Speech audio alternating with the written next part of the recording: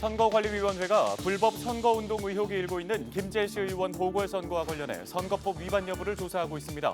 무소속 후보와 시민사회단체들이 사법당국에 철저한 수사를 촉구했습니다. 지난해 8월 집중호우로 수해를 입은 남원 지역 주민들에 대한 피해 조사가 시작됐습니다. 주민들은 피해 내용을 입증해야 하는데 시간이 지나 어려움을 호소하고 있습니다.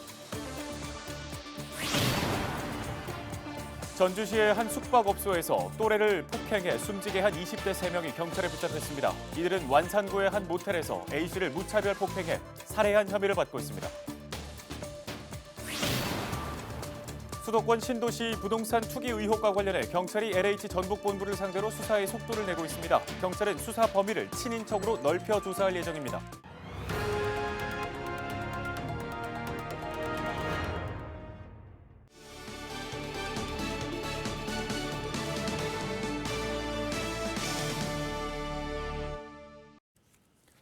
시청자 여러분 안녕하십니까? 헬로우TV 뉴스입니다. 김재시 의원 보궐선거와 관련해 선거관리위원회가 선거법 위반 여부를 조사하고 있다는 소식 며칠 전 단독으로 보도해드렸는데요. 네, 이번 선거에 도전장을 낸 무소속 후보들과 지역 시민사회단체들은 사법당국에 철저한 수사를 촉구하고 있습니다. 정명기 기자입니다.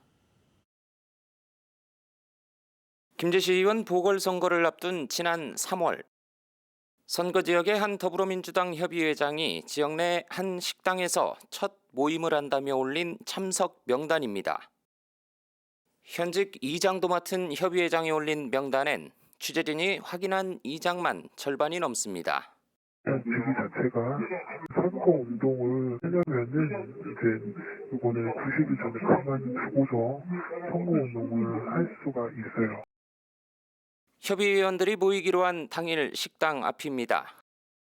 협의회장 A씨는 이미 모임은 취소했고 결혼식 피로연이 식당에서 있었다며 선거운동은 하지 않았다고 말합니다. 그 형님이 돈 줘갖고 야 그거 가서 내 동생네 가서 술 한 잔씩 해라. 내가 1월달인가 그걸 부정하고 그 후로는 또 전화 한 번 없었어. 그랬던 A씨는 카톡 단체 대화방에 같은 당 후보자의 포스터를 공유하기도 합니다. 이날 식당엔 민주당 김제지역위원회 간부와 현직 의원도 다녀간 것으로 확인됐습니다. 김 회장님 거기 계신다고 해가지고 제가 연락드리고 거기 한번 찾아뵀죠. 하지만 실제 민주당 협의회가 열렸고 투표를 독려했다는 증언도 나옵니다. 사전투표 때 해달라고 투표율이 높아야 된다고 60%대까지 해야 된다는 식으로 말하더라고요. 무소속 시의원 후보 3명은 불법 선거운동 의혹을 철저히 수사하라는 공동 성명을 냈고 김제 지역 일부 시민사회단체도 기자회견을 열어 사법당국에 엄정한 수사를 촉구했습니다. 선관위에서는 수사 의뢰나 검찰 고발까지도 이미 진행 중인 걸로 저희들은 파악하고 있습니다. 시민단체는 김 시장 아내가 민주당 후보를 지지해달라며 보낸 문자 메시지를 공개하며 강한 유감을 표명하기도 했습니다. 선거법 위반 여부를 조사 중인 선관위 측은 조사 진척 상황에 대해 말을 아꼈습니다. 헬로티비 뉴스 정명기입니다. 수도권 신도시 부동산 투기 의혹과 관련해 전북경찰이 LH 전북본부를 상대로 수사에 속도를 내고 있습니다. 전북경찰청은 지난 1일 LH 전북본부 관계자 이모 씨를 소환해 6시간 넘게 강도 높은 조사를 벌였습니다. 이와 함께 다음 주부터는 또 다른 관계자 한모 씨와 그의 친인척 등 5명을 소환할 예정이라고 밝혔습니다. 한 씨는 지난 2017년 아내의 명의로 광명 3개 신도시 용지를 매입하는 등 부패 방지 관련 법률 위반 혐의로 입건된 상황입니다. 전북경찰청은 지난달부터 LH 직원 등 공공기관 임직원의 부동산 내부 정보 부정 이용 행위 6건을 적발해 수사하고 있습니다. 전주시의 한 숙박업소에서 또래를 폭행해 숨지게 한 20대 일당이 경찰에 붙잡혔습니다. 전주 완산경찰서는 폭행치사 혐의로 A씨 등 3명을 검거해 조사 중이라고 밝혔습니다. 이들은 지난 1일 오후 11시 47분쯤 전주시 완산구 효자 등의 한 호텔에서 20대 B씨를 폭행해 살해한 혐의를 받고 있습니다. 다음 소식입니다. 지난해 8월 집중호우로 남원 지역 주민들이 많은 피해를 입었는데요. 피해 복구와 보상을 위한 조사 작업이 늦어지면서 주민 우려가 커지고 있다는 소식을 전해드렸습니다. 네, 남원시가 뒤늦게 손해사정인을 선정하고 피해 조사를 시작했지만 주민들은 피해를 입증하는 데 어려움을 호소하고 있습니다. 김남호 기자입니다. 남원시청 회의실입니다. 지난해 8월 집중호우로 수해가 발생했던 남원시 금지면 등 4개면 주민들이 이완주 시장과 남원시 관계자들이 참여한 가운데 피해 대책 간담회를 가졌습니다. 주민들은 남원시가 피해 조사를 위한 손해사정인을 뒤늦게 선정해 피해 입증에 대한 어려움이 많다고 목소리를 높였습니다. 증빙자료는 자녀들이 그 카메라를 다 이제 핸드폰을 찍어놓은 게 있어요. 이제 그걸 카톡으로 이제 보내준 건데 문제가 뭐냐면은 이제 사진을 못 찍는 경우가 있어요. 이제 그 증빙자료가 안 되는 경우가 있죠. 어떤 안 되는 경우 그런 경우가 애로사항이 많아가지고 지금 이것저것 다 사장님들하고 상의해서 잘 풀어가고 있는 중인데 애로사항이 상당히 많습니다. 그러겠네요. 주택 본체가 침수가 되지 않고 창고나 다른 게 집안에 다른 현관 입구까지만 물이 들어온 사람은 주택 침수에서 모든 게 다 빠졌단 말입니다. 근데 지금 현 상황에서 손해사정인 조사 와가지고 하다 보니까 시에서 내려오는 아까 엔딩에 쓴 서류를 가지고 오다 보니까 명단이 다 빠져 있어요. 다 빠져 있어서 그런 부분을 지금 추가로 이거 다 조사를 해달라. 주민들은 본격적인 영농철이 시작됐는데도 응급복구가 늦어져 추가 피해가 우려된다고 주장했습니다. 이에 따라 피해 보상 전 응급복구가 필요한 부분에 대한 선제적 조치도 주문했습니다. 과정을 거치는 것만 5개월이 넘게 걸렸어요. 물론 행정을 저희들이 모르기 때문에 그러한 계약 절차라든가 이런 것 시간이 많이 걸릴 수 있습니다. 그렇지만 어느 정도 용인되는 부분에서 이렇게 걸려야 되죠. 수지천 복구 계획도 마찬가지입니다. 계속 유대관계를 갖고 해왔었다라고 하면 이런 게 없었을 텐데 시장님이 말씀하시는 것이 밑에도 동일하게 이렇게 시행이 됐으면 좋겠습니다. 주민들의 요구에 대해 남원시는 피해 조사 대상에서 누락되는 부분이 없도록 행정 지원을 약속했습니다. 또 피해 주민들과 주기적인 소통을 통해 영농에 차질이 발생하지 않도록 응급복구 대책을 추진하겠다고 덧붙였습니다. 이제는 그 환경부생 조정위가 그게 가능성이 있게 법이 마련이 됐기 때문에 어느 정도 객관적인 사실만 입증이 되면 완전히 다 우리가 배상 보상을 받을 수는 없을지라도 그거에 대한 피해에 대한 책임도 1차 규명이 될 것이고 그다음에 그거에 의해서 그런 배상 보상도 이루어질 수 있을 것이다 이런 생각을 가지고 있습니다. 수해 피해 복구와 함께 피해 내용 입증도 해야 하는 주민들. 피해 주민들이 보다 빠르게 일상으로 돌아갈 수 있도록 행정적 지원이 필요한 상황입니다. 헬로티비 뉴스 김나호입니다.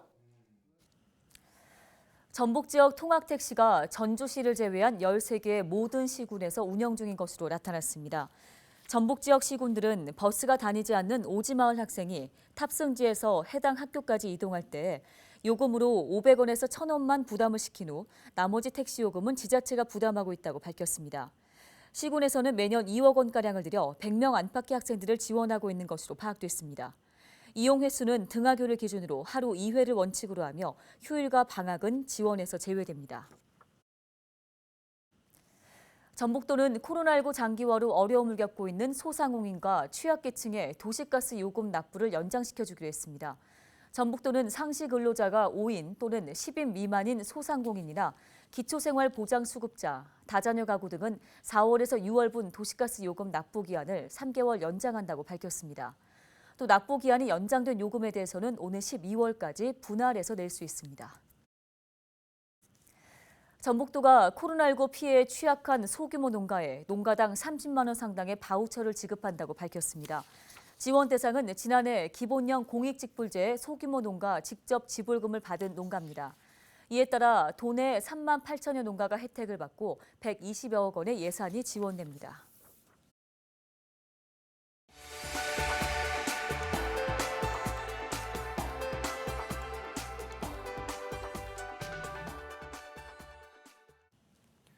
지역 소식 이어가겠습니다. 김제 지역의 특장차 제조기업인 호룡이 국내 최초로 전기 굴착기 양산 공장을 짓습니다. 호룡 기업은 지평선 산업단지 4만 6천여 제곱미터 부지에 3,000대 이상 전기 굴착기를 생산할 수 있는 전용 라인을 구축할 방침입니다. 2일 열린 기공식에는 송하진 도지사와 정부 관계자를 비롯해 주요 협력업체 36개사 대표 등도 참석해 관심을 보였습니다. 이번 투자를 계기로 산업통상부, 국토교통부, 환경부, 전라북도와 협력해서 우리 김제가 친환경 건설 기계의 메카로 도약할 수 있도록 최선을 다하겠습니다. 남원시 지리산 허브밸리에 수직정원이 조성될 전망입니다.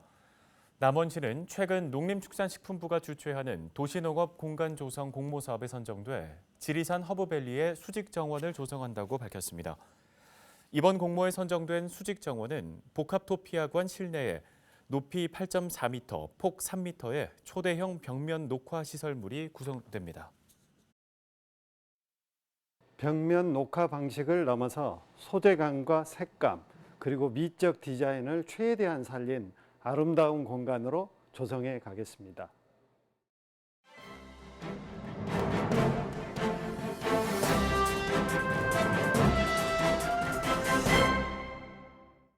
AI 아나운서가 전해드리는 신문 브리핑 전북일보 기사입니다.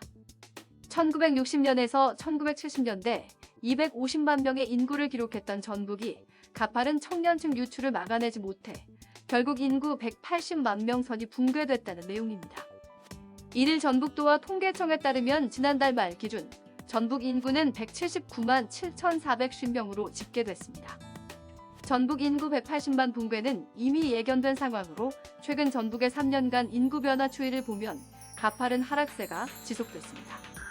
지난 2018년 183만 6,832명이었던 전북 인구는 2019년 181만 8,917명, 지난해 말 180만 4,104명으로 급격히 하락했고 결국 올해 179만 명 선이 됐습니다.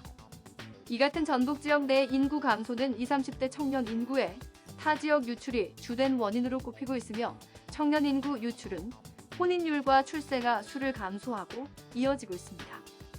또 이로 인한 지역 내 고령화를 앞당겨 고령화에 따른 생산 인구 감소로 지역 경제 쇠퇴가 더욱 심해질 전망입니다.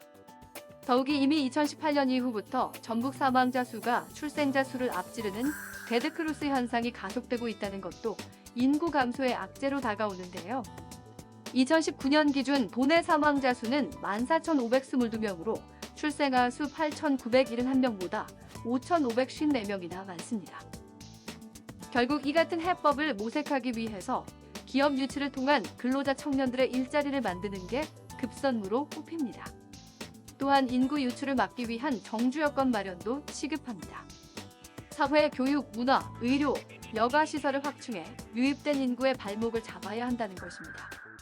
전북도는 1조 156억 원 규모의 인구 정책 사업을 계획하고 있습니다. 저출산과 청년, 고령화 관련 생애주기 분야와 농촌 활력, 다문화, 도시재생의 특화 분야로 나눠 복합적인 인구 문제를 효율적이고 체계적으로 대응하겠다는 것입니다. 지금까지 AI 아나운서가 전해드리는 신문 브리핑이었습니다. 다음 소식입니다. 새만금 관련 사업으로 피해를 입은 어민들이 생계권 보장을 요구하는 건의문을 새만금 개발청과 관련 기관에 전달했습니다. 부안군 새만금 지원협의회는 잼버리 대회 부지관리 인력을 피해 어민으로 채용하고 피해 어민이 전업할 수 있도록 농지 분양 우선권 보장 등 실질적인 보상책 마련을 촉구했습니다. 지난 1월 취소가 결정된 부안 마실축제가 온 오프라인 방식으로 치러집니다. 부안 마실축제 재전위원회는 지난달 30일 축제 전체 회의를 열어 지속 가능한 축제 발전과 정체성을 강화하기 위해 이같이 결정했다고 밝혔습니다. 올해 부안 마실축제는 다음 달 1일부터 6월 30일까지 부안 마실 이야기라는 주제로 진행됩니다.